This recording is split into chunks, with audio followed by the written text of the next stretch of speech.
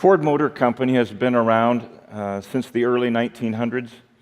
In 2006, this American icon for over a century experienced a record $12.7 billion loss. With the downturn in America's economy in the year 2008, all three Detroit automakers were on the verge of bankruptcy. And while Congress offered all three of them a bailout, a lifeline, the General Motors, only General Motors and Chrysler accepted that. Ford decided that it was going to save itself. Alan Mulally had been employed by the Boeing Corporation for 37 years when he was hired in September of 2006 to turn the Ford Motor Company around. Now, some reporter once asked him how an airplane executive would see himself or know enough to be able to turn around an auto industry, to save the company. And Mulally responded, and I quote, he said, "A car has about 10,000 moving parts. An airplane has 2 million moving parts, and it has to stay up in the air as well." So Mulally negotiated new contracts, agreements with the United Auto Workers that brought Ford's manufacturing costs down from $76 an hour to $55 an hour. In exchange for the UAW's agreement to make those changes in its salary agreement, Mulally agreed to bring production jobs back to the United States. He also sold all but one of the company's corporate jets. Alan Mulally changed the culture at Ford and pulled off one of the greatest comebacks in business history. When he retired, just 8 years after he had been hired to turn the company around, he succeeded in taking Ford Motor Company from the brink of bankruptcy to being the most profitable automaker in the entire world. 8 years. The Lord promised through the prophet Jeremiah that when we walk in His ways, when we do what He says, we will experience rest for our souls. We will experience success in our endeavors. As Alan Mulally demonstrated, the success of any business or family, any marriage, any organization, any institution is traced directly to the competency of leadership. Many of the problems of society, of family, can be traced to the lack of common sense, God-led leaders. In his book entitled America's Prophet, How the Story of Moses Shaped America, Bruce Feiler cites quotations from past presidents of the United States, including George Washington and Abraham Lincoln and Ronald Reagan and George W. Bush and Barack Obama. And he concludes this, and I quote, "No single thinker has sustained influence on American history over a longer period of time than has Moses." Feiler says the one man who has inspired more Americans than any other, the one man who is America's true founding father, he says, is not George Washington or Abraham Lincoln or John Adams or Benjamin Franklin, but Moses. Why? What made Moses such a great leader? The Church of Jesus Christ was birthed into existence some 2,000 years ago, not simply to be an outstanding social club meeting the needs of its members. The Church of Jesus Christ was God's idea for changing our culture, for shaping our world. If we are going to see that happen, and I believe that it can and that we will, it will require more than just a few naturally born, talented leaders spread here and there throughout the Church of Jesus Christ. It's going to require a whole army of leaders who have been trained to lead, permeating the entire church. Again, Mulally once said, and I quote, "People want meaning in their lives. All of us want to know that we are doing great things, that we are touching a lot of people, that what we are doing is bigger than ourselves. And so, over the next few weeks, we're going to study the life of Moses, the leadership style of Moses, in hopes that his life will inspire us, his life will encourage us to be the leaders that I believe God wants at New Hope Christian Church, regardless of our age or our gender, our background, our financial status, our profession or academic prowess.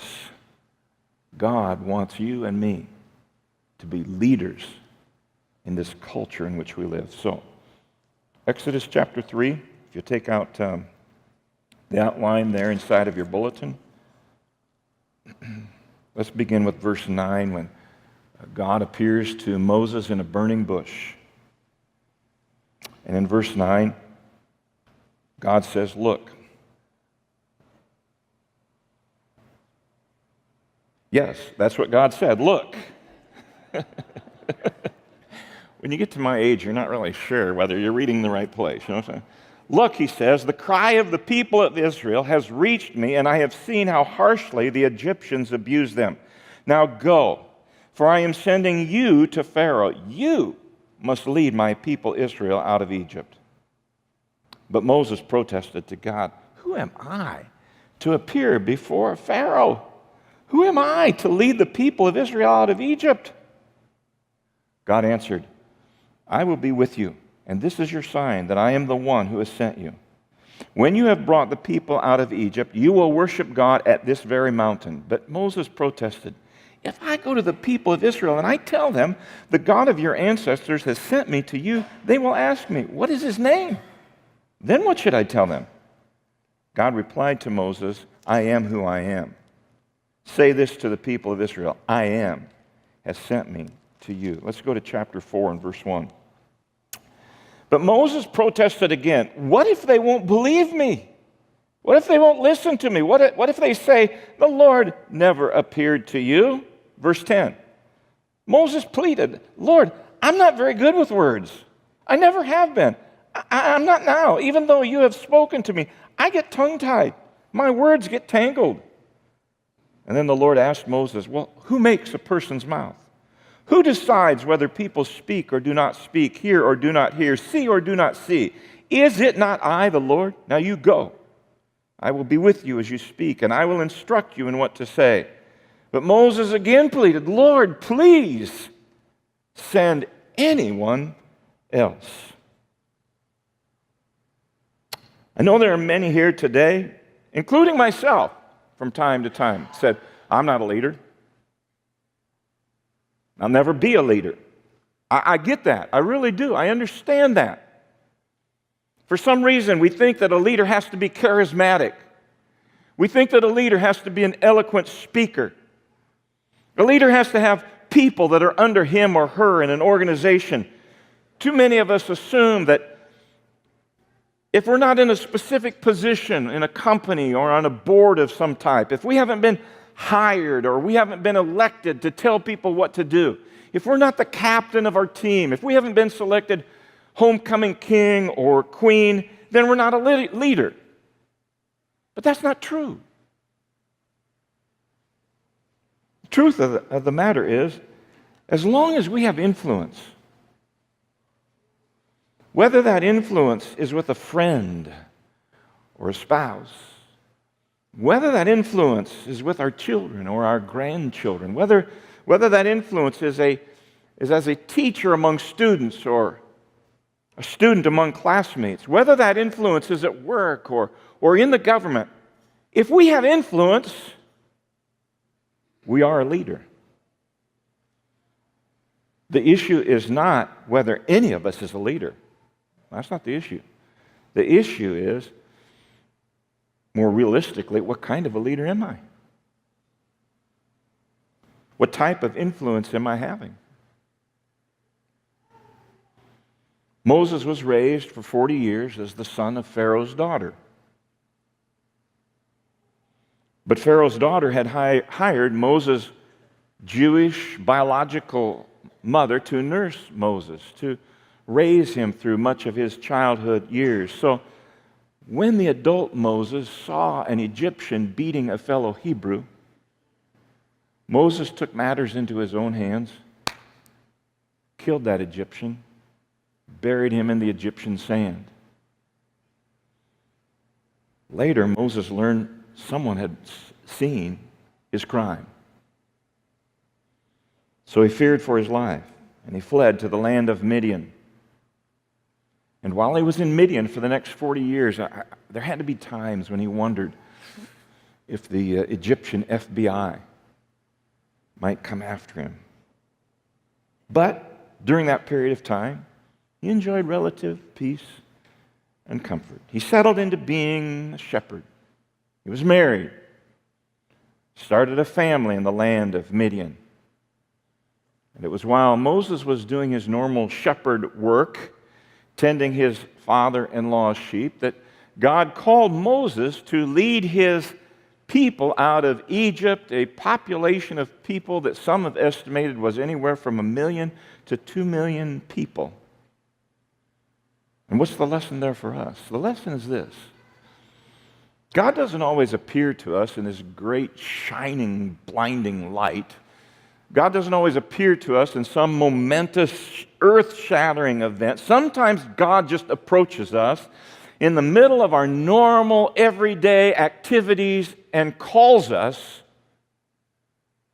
to a task.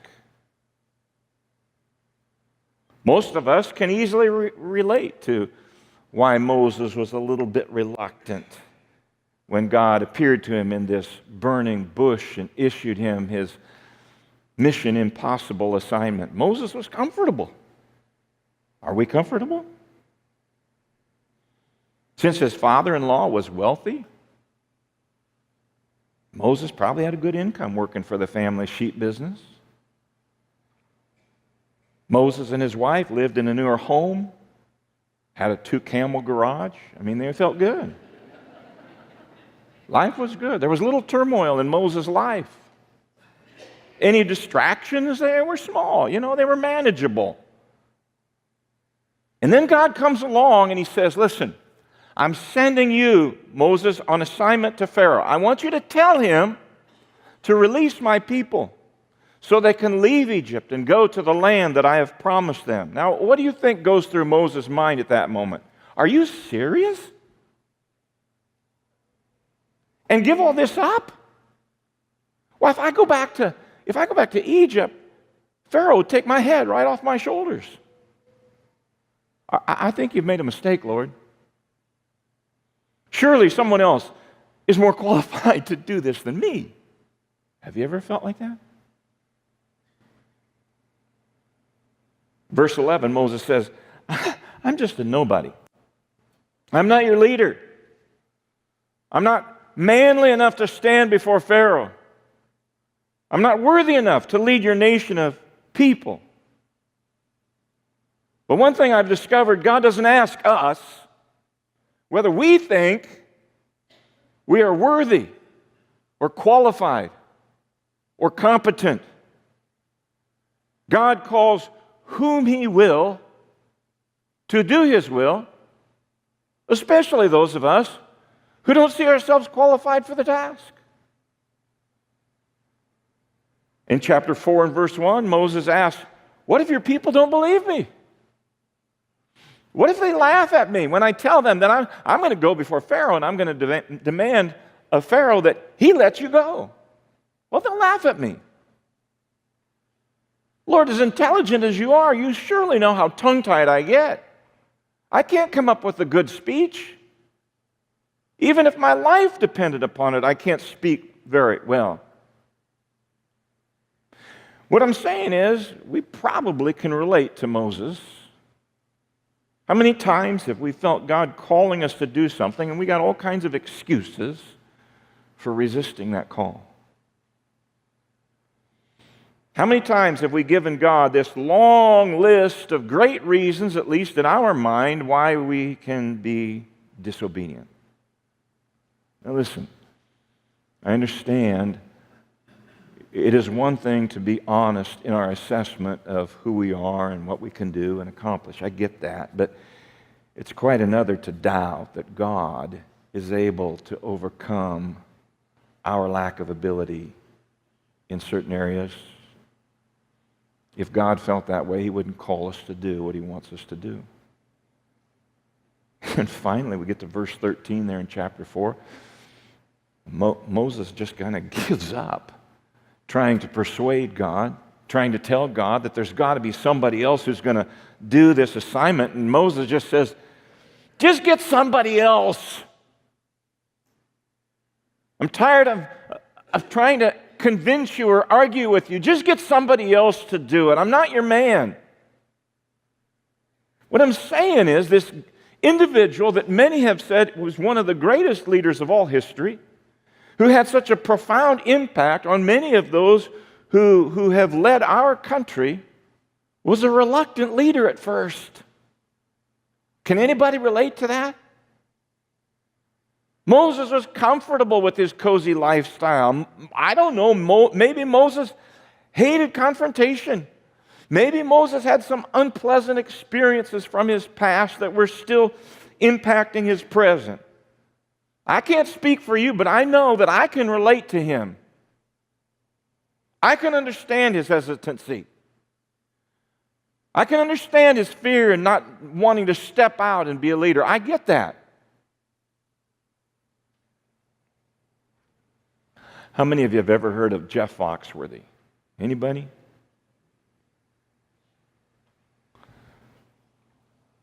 Foxworthy committed his life to Christ at the age of 7, attended college, and worked 5 years for IBM in mainline computing. His coworkers and his friends thought he was so funny, they convinced him to enter a comedy competition in 1984 in Atlanta. Now, he didn't want to enter the contest. He didn't think he was funny enough.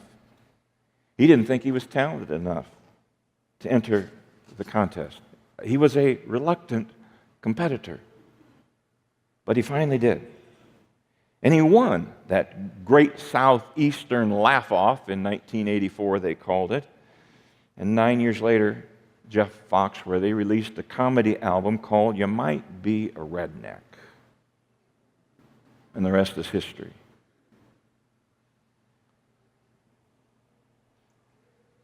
I just want to share a couple favorites, okay?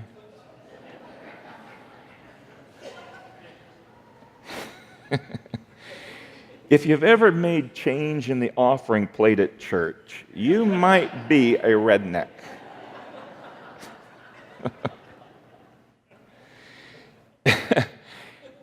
If your idea of a 7-course meal is a bucket of KFC and a 6-pack, you might be a redneck. If you think that Dom Perignon is a mafia leader, you might be a redneck.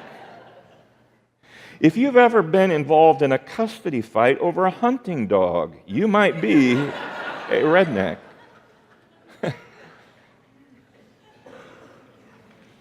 He had to overcome his reluctance to get in front of people and enter a comedy competition. But 25 years later, Jeff Foxworthy has appeared on several television shows, hosted a number of television series, recorded several comedy albums, hosted a syndicated radio program, written books is estimated to be worth over $100 million today. What if he had chosen not to enter that comedy contest in 1984, either because of his fears or his insecurities? What if he just concluded, I can't do it? What might his reluctance have kept him from achieving or accomplishing or doing? What I'm saying is, a lot of us feel reluctant in stepping out of our comfort zones and doing what we believe God is calling us to do. Many of us have become comfortable and complacent when God has gifted us and challenged us to utilize the talents and the experiences and the opportunities that He has placed before us for His glory. I want to use Foxworthy's example and his style and share with you a few. You might be a reluctant leader if. And these aren't jokes. They're real-life things that we encounter. You might be a reluctant leader if you feel inadequate, scared, and unprepared for a challenge in front of you. You might be a reluctant leader if you make excuses and a long list of reasons why you can't do something. You might be a reluctant leader if you have a well-reasoned argument why someone else is better suited and a wiser choice for a challenge than you are. You might be a reluctant leader if you're waiting for someone else to step up to the plate so you don't have to. You might be a reluctant leader if you are put into a position of influence and authority and you wonder why. If you've ever felt reluctance to lead, you're not alone. Be encouraged in knowing that many of the Bible heroes started out as reluctant wimps. Gideon was hiding from his enemies. And when God called him, he tested God on several occasions just to make sure that God knew who he was calling. Nevertheless, he reluctantly led 300 Israelites in defeating 135,000 enemies. Barak wouldn't go into battle against the Canaanites unless Deborah went with him. Saul, when Israel selected a king, you know where Saul was at? Hiding in the luggage and amongst the baggage. Isaiah called himself a man of unclean lips when God called him to prophesy to the people. Nevertheless, Isaiah overcame his insecurities, his feeling of inadequacy, and he said, "Here am I, Lord. Send me. Use me for whatever purpose you see." Queen Esther, initially when her uncle Mordecai approached her and asked her to speak on behalf of the Israelite people, she neglected to. She didn't do that. But later, she used her position, her influence, to save the Jewish people. Jonah was called to preach to the people of Nineveh, and instead got on a boat headed in the completely opposite direction. Not until he spent some time in the belly of a big fish did he finally come to his senses and go to Nineveh and tell the people of that city to repent. Some of the greatest leaders in world history were people who initially resisted God's call to use their influence. Many were reluctant to lead others in doing the right thing, but every person who embraces their calling as a leader for the Lord leaves a legacy that lasts for generations. Hollywood screenwriter Robert McKee has said, and I'm quoting, "Humans naturally seek comfort and stability. Without some kind of incident to incite their comfort, they will not enter into their story. It seems as though we need to be fired from a job or forced to sign up for a marathon. We have to jump into our discomfort and fear, or our story will never happen." The life of Moses can be divided into three easy parts to remember. In the first 40 years of his life, Moses was raised and lived in Pharaoh's household, which resulted in him receiving some of the finest education and training anywhere in the world at that time. In the second 40 years of Moses' life, he spent in Midian, where he became a shepherd, and there learned some valuable lessons in Midian for 40 years that would help him in shepherding the people of Israel. And in the last 40 years of Moses' life, he used all of these lessons learned in the previous 80 years to lead the children of Israel out of Egypt to the edge of the promised land. What was true of Moses is also true of us. Every experience God gives us, every person God brings into our lives,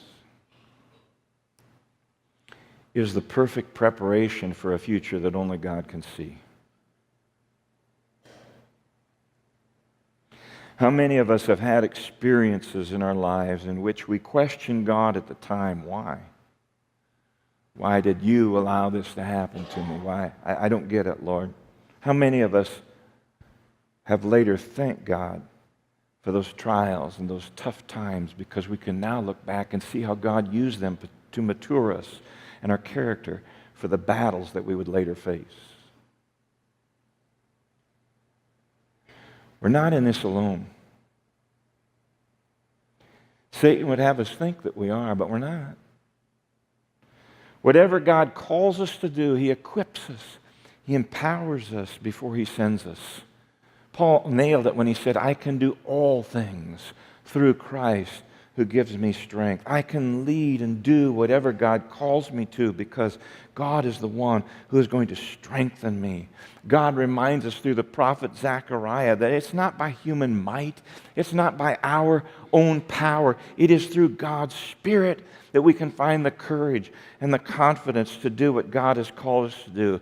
David reminds us, unless the Lord builds the house, those who build it labor in vain. Unless the Lord watches over the city, those who guard it stand and watch in vain. It's not about us. If God calls us to lead and do something for Him, He's there to empower us as well. Jeff Foxworthy didn't overcome his reluctance to perform comedy just so he could make money. He had committed his life to Jesus Christ.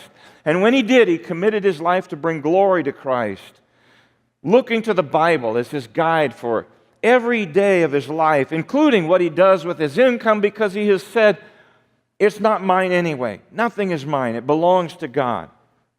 And so it was in an interview in the year 2012, Foxworthy revealed, and I'm quoting, rather than going and sitting in a service for an hour every Sunday and allowing that to be the extent of my faith, it's more important that I live it out.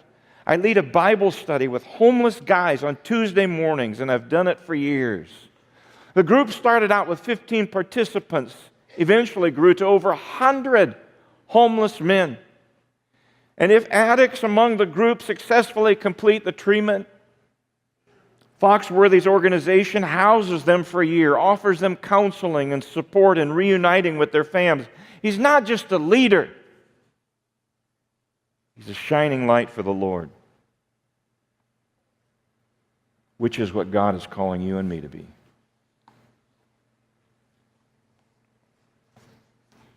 Alan Mulally says, and I quote, leadership is having a compelling vision, a comprehensive plan, relentless implementation, and talented people working together.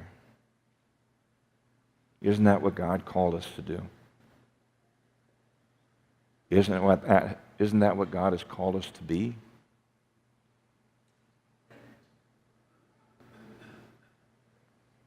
Now is the time. This is the place. And we are the people whom God is calling to lead change in this culture. We may be reluctant. I'm not capable of doing that. So was Moses. Look what God did with him. Through his power, Moses became one of the greatest leaders of all history.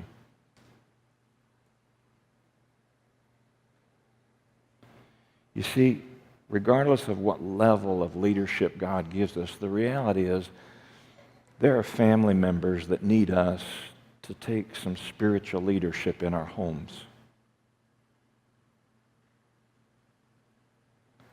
There are workplaces and there are schools desperate for someone with biblical values to breathe life into those environments.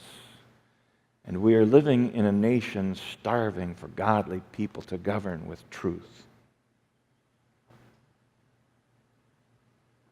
What we need today are modern-day Isaiahs who will say, here am I, Lord. Use me.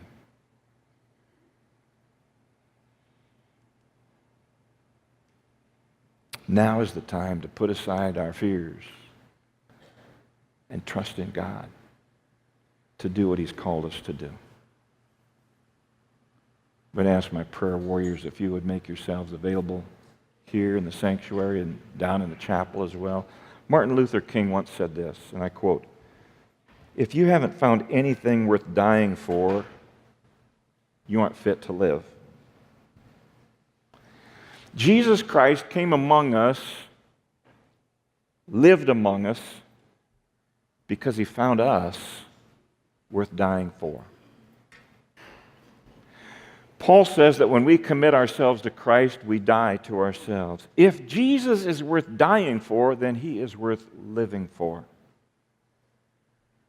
The Apostle Paul challenges us with these powerful words in Philippians 2 and verse 13. It is God who is at work in you both to will and to act according to His good pleasure. I suspect all of us have been reluctant at some time to answer God's call. But let us pray that God would lead us to have a willing heart and then to be obedient and do what He's calling us to do. Let us, each of us, place ourselves before the Lord like clay and just let Him shape us and mold us for the task before us.